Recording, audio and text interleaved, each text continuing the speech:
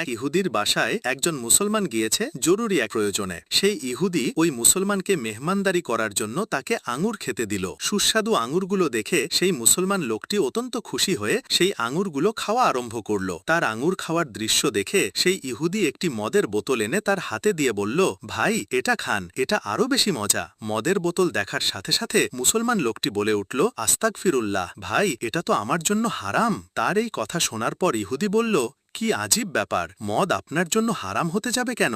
আপনি যে আঙুরগুলো খাচ্ছেন ওই আঙুর থেকেই তো এই মদ বানানো হয়েছে। আঙুর যদি আপনার জন্য হালাল হয় তাহলে এই মদ কেন আপনার জন্য হারাম হতে যাবে? এই বিষয়টা তো বুঝলাম না। ইহুদি লোকটির এই কথা শোনার পর ওই মুসলিম লোকটি বলে উঠল, ভাই শোনেন, আপনার স্ত্রী আপনার জন্য হালাল, কিন্তু ওই স্ত্রীর পেট থেকেই জন্ম নেওয়া আপনার আদরের মেয়েটা আপনার জন্য হারাম। যেমনিভাবে স্ত্রী হালাল হওয়ার পরেও তার মধ্য থেকে বের হওয়া মেয়েটা আপনার জন্য হারাম, ঠিক তেমনিভাবে আঙুর আমার জন্য হালাল, কিন্তু